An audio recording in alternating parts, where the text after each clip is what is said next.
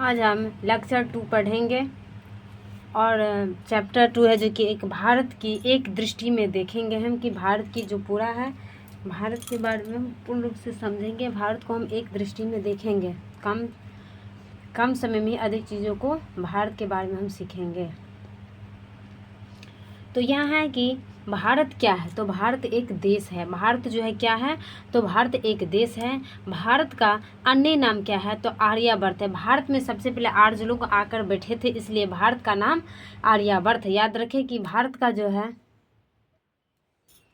इसलिए भारत का अन्य नाम क्या है, तो आर्यावर्त है। जम्मू द्वीप है और आर्या लोग जो भारत में आए तो जम के रहा, द्वीप पर जम कर रहा, इसलिए भारत का अन्य नाम क्या है, तो जम के रहा, इसलिए जम्मू द्वीप है। और कहाँ पर रहा, तो भारत में रहा, इसलिए भारतवर्ष। आर्या लोग जो कौन थे, हिंदू थे, इसलिए हिंदुस्तान और इंडिया में रहे, इसलिए इंडिया। तो रखे या नाम कि भारत का अन्य नाम क्या है, तो ट्रिक पर याद रखे तो याद रहेगा। तो आर्य लोग आए थे इसलिए आर्यावर्त, आर्य लोग आए तो जम के रहा, इसलिए जम्मू द्वीप। और जम के रहा तो वो लोग कौन थे, हिंदू थे। कहाँ पर रहे, जम के जो रहा कहाँ पर रहे, तो भारत में रहे, इसलिए भारतवर्ष। और भारतवर्ष में रहे तो वो लोग कौन थे, हिंदू थे, इसलिए हिंदुस्तान एक इंडिया। याद रखे तो 5 नाम है।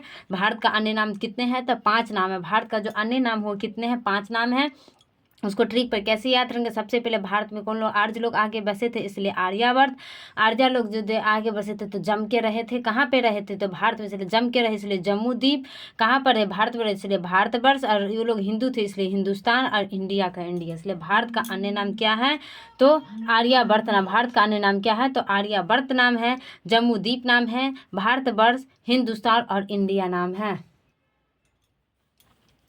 अब है यहाँ भारत की राजधानी कहाँ है, तो नई दिल्ली है। भारत की जो राजधानी है वो कहाँ है, तो नई दिल्ली है। भारत की राजधानी कहाँ है, तो नई दिल्ली है। भारत का भौगोलिक स्थिति क्या है, तो उत्तरी गोलार्ध में अवस्थित है।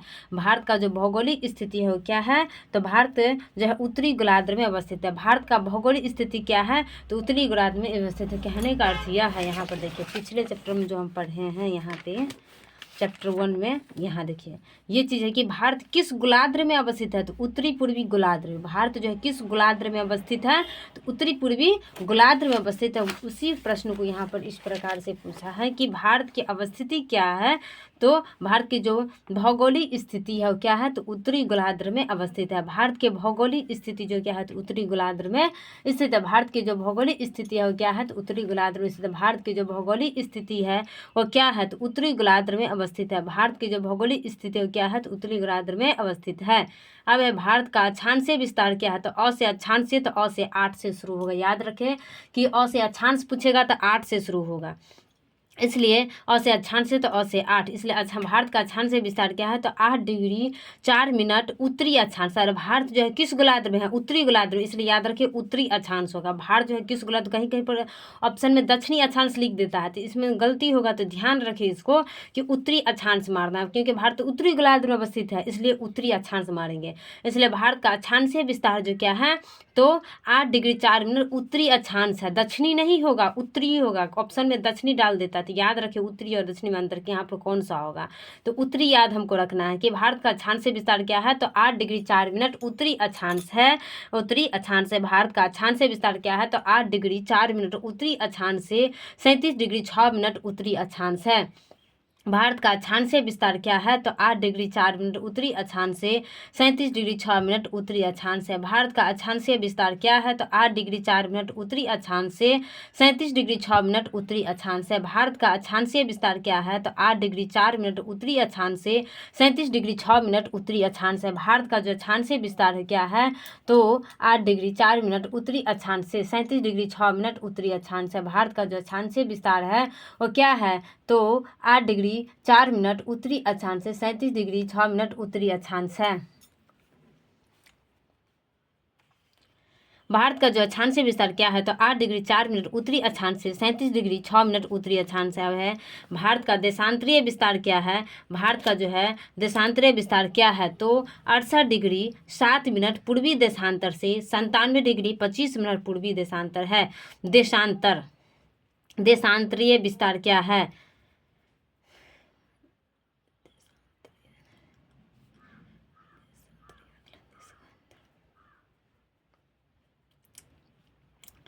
पूर्वी देशांतर, देशांतरीय विस्तार क्या है तो 68 डिग्री 7 मिनट पूर्वी देशांतर से 97 डिग्री 25 मिनट पूर्वी देशांतर है। इसमें पूर्वी याद रखना है, पश्चिमी दे देता है तो इसमें पूर्वी याद रखना है कि पूर्वी होगा। देखो पूर्वी देशांतर होता है, क्या होगा पूर्वी देशांतर होता है, देशांतर होता है पूर्वी देशांतर। देशांतर मतलब देश में जो अंतर होता है तो पूर्व में जो रहता है उसी समय अंतर करेगा ना, इसलिए देश में देशांतरीय मतलब देश में अंतर करेगा। तो देश में अंतर करेगा तो किस में अंतर करेगा, तो पूर्व में जो चीज़ रहेगा उस समय परिवर्तन करेगा, अंतर करेगा, इसलिए पूर्व में जो रहेगा उसमें अंतर, इसलिए पूर्वी याद रखें। पूर्व मतलब क्या था पहले, तो देश में जो पहले से जो सामान रहेगा उसमें परिवर्तन करेगा, अंतर करेगा तो पूर्व में जो रहेगा उसमें, इसलिए पूर्वी याद रखें।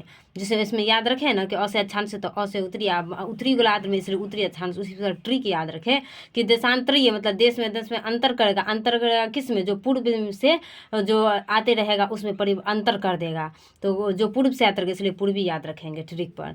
इसलिए देशांतरीय विस्तार क्या है तो 68 डिग्री 7 मिनट पूर्वी देशांतर से 97 डिग्री 25 मिनट पूर्वी देशांतर है। भारत का देशांतरीय विस्तार क्या है तो 68 डिग्री 7 मिनट पूर्वी देशांतर से 97 डिग्री 25 मिनट पूर्वी देशांतर है। भारत का देशांतरीय विस्तार क्या है 68 डिग्री 7 मिनट पूर्वी देशांतर से 97 डिग्री 25 मिनट पूर्वी देशांतर है। भारत का देशांतरीय विस्तार क्या है तो 68 डिग्री 7 मिनट पूर्वी देशांतर से 97 डिग्री 25 मिनट पूर्वी देशांतर है। भारत का देशांतरीय विस्तार क्या है तो 68 डिग्री 7 मिनट पूर्वी देशांतर से 97 डिग्री 25 मिनट पूर्वी देशांतर है। भारत का देशांतरीय विस्तार क्या है तो 68 डिग्री 7 मिनट पूर्वी देशांतर से 97 डिग्री 25 मिनट पूर्वी देशांतर है। भारत का देशांतरीय विस्तार क्या है तो 68 डिग्री 7 मिनट पूर्वी देशांतर से 97 डिग्री 25 मिनट पूर्वी देशांतर है। भारत का अक्षांशीय विस्तार क्या है तो औसत अक्षांश तो औसत 8 से, इसलिए 8 डिग्री 4 मिनट उत्तरी अक्षांश से 37 डिग्री 6 मिनट उत्तरी अक्षांश से। अगर भारत का अक्षांशीय विस्तार पूछे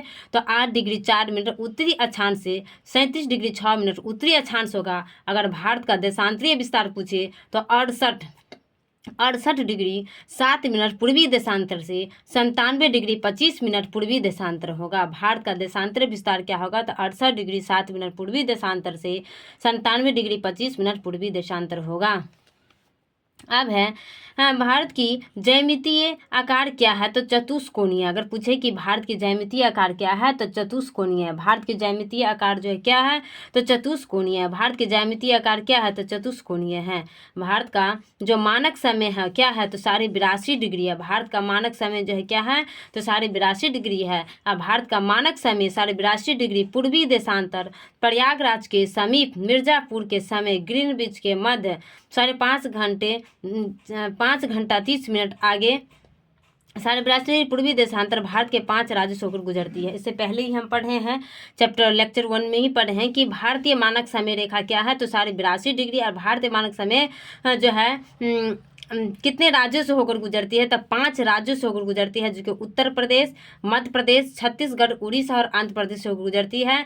और भारतीय मानक समय रेखा जो है 82.5 डिग्री किस शहर से होकर गुजरती है तो प्रयागराज के समीप मिर्जापुर से होकर गुजरती है।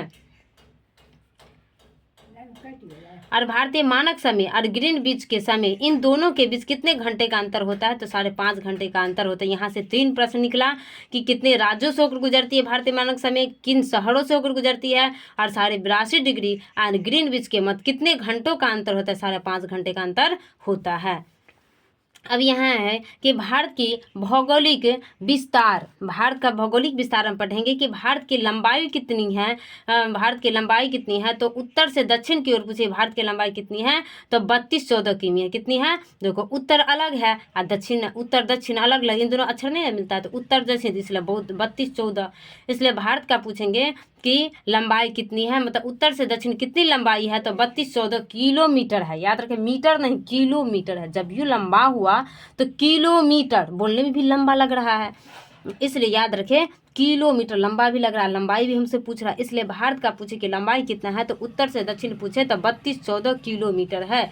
32-14 किलोमीटर भारत का, जब उत्तर से दक्षिण की लंबाई कितनी है तो 32-14 किलोमीटर है। अगर पूछे भारत की चौड़ाई कितनी है तो पूर्व से पश्चिम, देखो पूर्व में भी पौ मिल रहा है, पश्चिम में पौ मिल रहा है, तो देखो लास्ट में भी 3-3 मिल रहा है। इसलिए पूछेंगे कि भारत की जो है चौड़ाई कितनी है पूर्व से पश्चिम तो 29-33 किलोमीटर है। यहाँ भी चौड़ाई पूछ रहे, यहाँ भी याद रखेंगे किलोमीटर याद रखेंगे, यहाँ पर भी किलोमीटर याद रखेंगे और लंबाई में भी किलोमीटर याद रखना है। इसलिए पूछेंगे कि भारत की लंबाई जो कितनी है उत्तर से दक्षिण, तो उत्तर से दक्षिण पूछे तो 32-14 किलोमीटर है। उत्तर से दक्षिण पूछे भारत की लंबाई कितनी है तो 32-14 किलोमीटर है। और भारत की चौड़ाई जो है पूर्व से पश्चिम कितनी है तो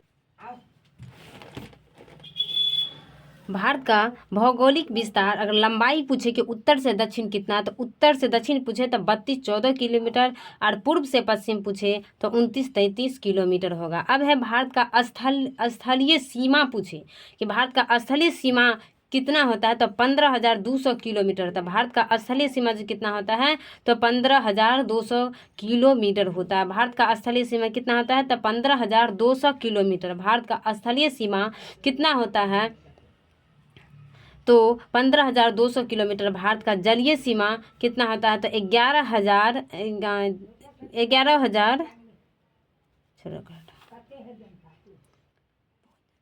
भारत का प्रादेशिक जल सीमा समुद्र तट से 12 समुद्र मिल तक होता है। पूछेंगे कि भारत का प्रादेशिक जल सीमा कहाँ से कहाँ तक होता है तो समुद्र तट से 12 समुद्र मिल तक होता है। समुद्र तट से बात कर रहा है कि समुद्र तट से लेके 12 समुद्र मिल तक को हम प्रादेशिक जल सीमा कहते हैं। प्रादेशिक जल सीमा किसे कहते हैं तो समुद्र तट से 12 समुद्र मिल तक को हम प्रादेशिक जल सीमा कहते हैं। प्रादेशिक जल सीमा किसे कहते हैं तो समुद्र तट से 12 समुद्र मिल तक को प्रादेशिक जल सीमा कहते हैं। प्रादेशिक जल सीमा किसे कहते हैं तो समुद्र तट से 12 समुद्र मिल तक को प्रादेशिक जल सीमा कहते हैं।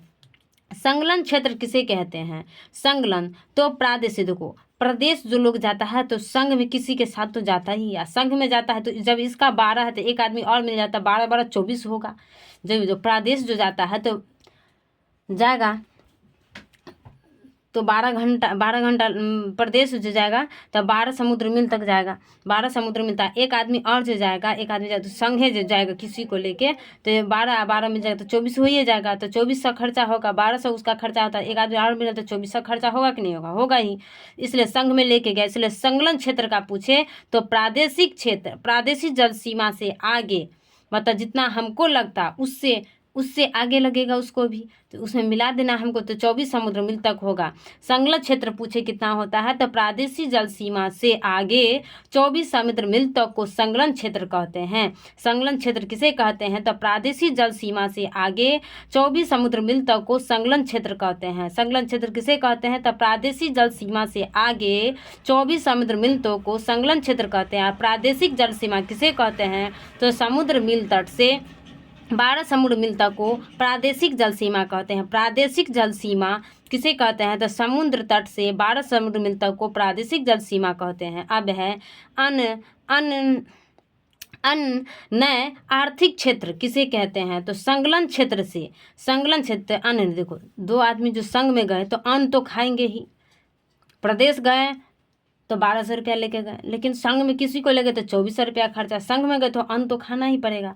जब अन्न खाएंगे तो 200 रुपया खर्चा होगा। अन्न दोनों आदमी मिल के जो खाएंगे अन्न, तो आर्थिक कितना खर्चा होगा, अन्न कितना पैसा होगा तो 200 रुपया खर्चा होगा। तो याद रखें कि अन्य आर्थिक क्षेत्र किसे कहते हैं तो संलग्न क्षेत्र से आगे 200 समुद्र मिल तक को हम अन्य नए आर्थिक क्षेत्र कहते हैं। अन्य नए आर्थिक क्षेत्र किसे कहते हैं तो संलग्न क्षेत्र से आगे 200 समुद्र मिल तक को अन्य नए आर्थिक क्षेत्र कहते हैं। अब तीनों याद हो गया होगा कि प्रादेशिक जल सीमा पूछे तो याद रखें प्रदेश जाएंगे तो 1200 रुपया खर्चा होगा, 12 रुपया खर्चा होगा।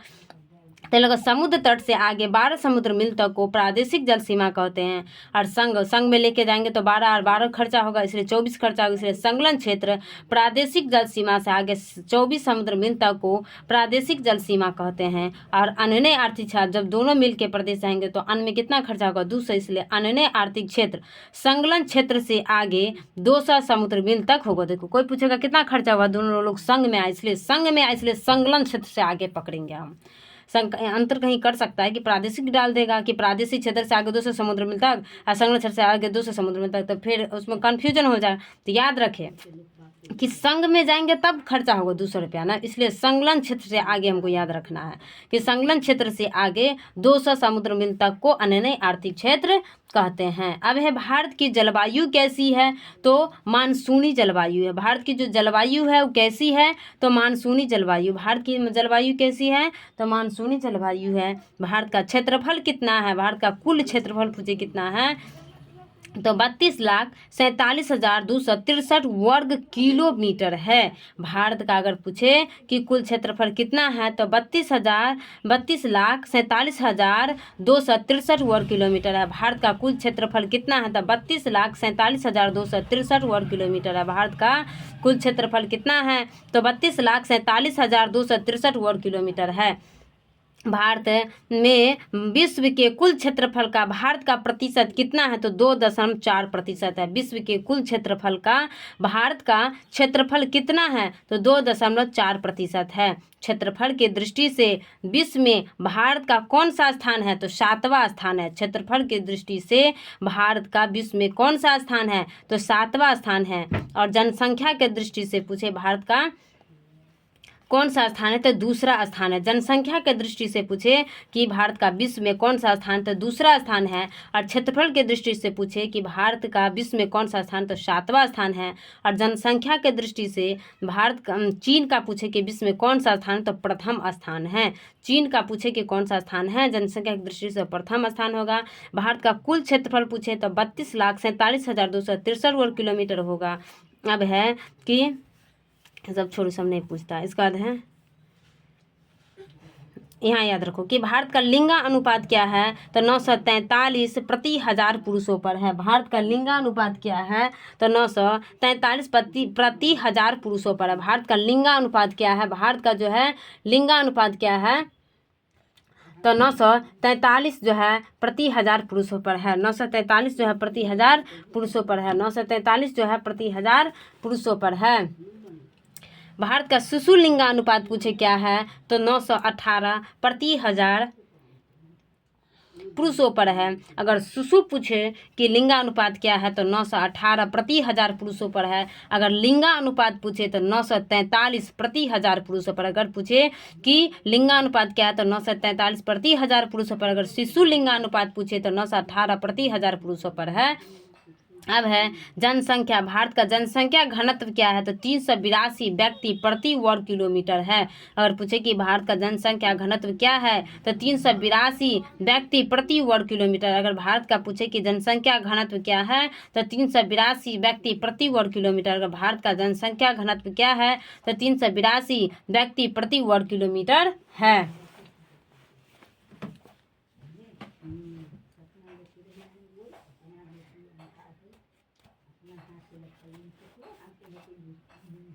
अब यह है कि भारत का कुल साक्षरता कितना है, तो 74.04% है। भारत में जो कुल साक्षरता कितना है, तो 0.4% है। भारत का जो है कुल साक्षरता कितना है, तो 0.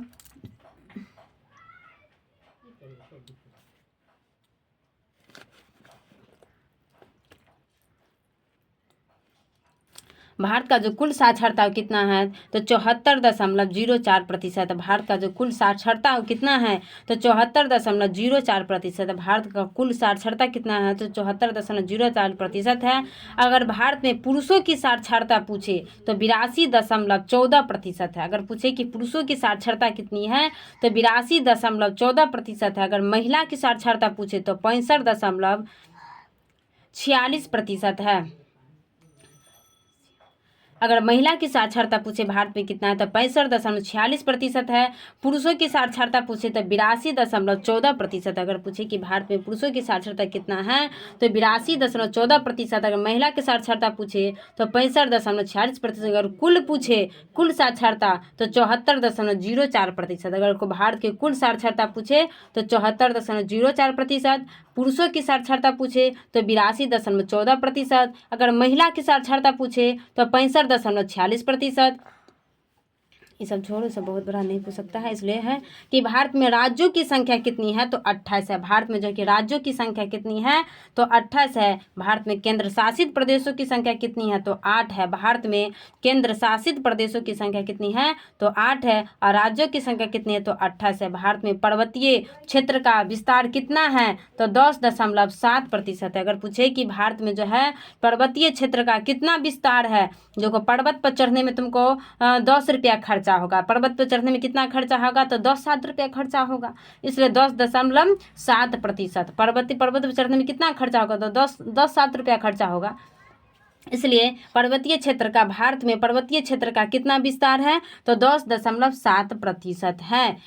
याद रखें ट्रिक पर कि हमको पर्वत पर चढ़ने में कितना खर्चा होगा, तो ट्रिक है कि खर्च अगर 7 रुपया खर्चा होगा, इसलिए इस पर याद रखें कि भारत का पर्वतीय क्षेत्र का विस्तार कितना है, तो 10.7% है। भारत का पर्वतीय क्षेत्र का जो है कितना विस्तार है, तो 10.7% है। भारत का पर्वतीय क्षेत्र का कितना विस्तार है, तो 10.7% है। अगर पूछे पहाड़ी क्षेत्र का कितना विस्तार, तो पहाड़ पर चढ़ने में देखो किसी को काम अढ़ाओ आ काम अढ़ाओ तो हर काम को दूर तो हमरा पहाड़े बना दिले हैं काम के, एते बड़का काम दो दिले, पहाड़ भ गल हमरा। तो उसको पहाड़ तो पर्वत से तो जरूर बड़ा है, तभी तो पहाड़ बना दिया है। पहाड़ उस पर्वत से बड़ा तभी तो पहाड़ बना दिया है काम को, इसलिए पहाड़ तो इसलिए 10 से तो पर्वत से तो बड़ा ही होगा ये वाला। तो याद रखें 18। तो उसको पहाड़ जब भी कहेंगे कोई काम अढ़ाएंगे बोल के कर दो तो थोड़ा दूर हमको पहाड़ लग रहा नहीं होगा, तो अंठिया देगा इसलिए 18। अंठिया देगा इसलिए 18, अंठिया देगा इसलिए 18। इसलिए याद रखें कि पहाड़ी क्षेत्र का विस्तार कितना है, तो 18.6% है। पहाड़ी क्षेत्र का विस्तार कितना है, तो 18.6% है। और पर्वतीय क्षेत्र का विस्तार कितना है, तो 10.7% है। पर्वतीय क्षेत्र का विस्तार कितना है, तो 10.7% है। और पहाड़ी क्षेत्र का विस्तार कितना है, तो 18.6% है। अब है पठारी क्षेत्र का विस्तार कितना, 27.7%। देखो किसी को बोलेंगे ठार रह, तुमको 27 घंटा तक ठार रहना है, 7 दिन तक। समझ लो तुमको 27 घंटा तक ठार रहना है, 7 दिन तक। तो सुन लो, ठार पठारी तो पठार, पठारी तो पठार, तो ठार रहना है कितने घंटा तक, 27 दिन तक। 27 घंटा ठार रहना है 7 दिन तक, इसलिए 27.7% होगा। पूछेंगे पठारी क्षेत्र का विस्तार कितना है, तो 27.7% है। भारत में पठारी क्षेत्र का विस्तार कितना है, तो 27.7% है।